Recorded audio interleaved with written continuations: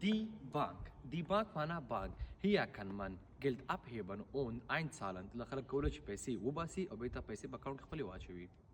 Das Restaurant. Restaurant معنا رستورانت. Das Restaurant hier kann man essen gehen. د خلک کولای چې خوراک وړلو په خاطر باندې ورشي.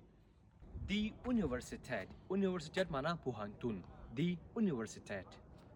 Der Supermarkt. Supermarkt معنا سوپرمارکټ. Hier kann man Lebensmittel kaufen. د خلک کولای شي چې میوې او سبزي ځان لپاره واخلي. Supermarkt. Die Metzgerei. Metzgerei ویل کېږي قصابۍ دکان ته. Hier kann man Fleisch kaufen. د خلک کولای شي ځان لپاره غوښه واخلي. Die Metzgerei. Die Bäckerei. Bäckerei معنا کلچې پزي کومه ته چې کلچې خرڅېږي سره. Hier kann man frisches Brot kaufen. مطلب خلک کولای شي چې تازه ډوډۍ واخلي. Die Kneipe. Kneipe معنا پب یا شراب خانه چې شراب خرڅېږي او څښل کېږي سره. Die Kneipe. Hier kann man Alkohol trinken. د خلک کولای شي الکول وڅښي. Die Post. Die Post معنا پوستخانه. Hier kann man Briefe abschicken. د خلک کولای شي خپل خطونه ولېږي راولېږي. Das Krankenhaus. Krankenhaus معنا شفاخانه. Hier findet man viele Patienten. Patienten معنا تاسو دلته ډېر کولای شي ډېر مریضانو ته وګورئ. Das Krankenhaus.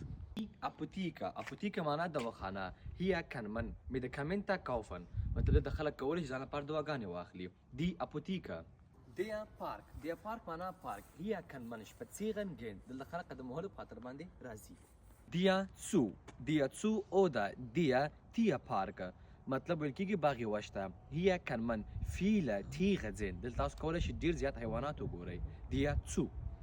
Der Parkplatz. Parkplatz معنا پارکینګ چې موټرې ودرېږي. Der Parkplatz. Die Schule. Schule معنا مکتب. Hier geht man zum Lernen. دلته خلک د زده کړې لپاره راځي. Die Schule. Der Kiosk. Kiosk معنا وړوکی دکان.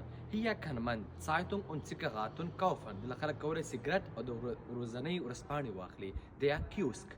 Reisebüro. Reisebüro معنا تراول ایجنسي چې موږ کولی شو ټکټونه ځان لپاره بوک کړو. Hier kann man Reisen buchen. کولی شي خپل سفرونه ځان لپاره بوک کړي.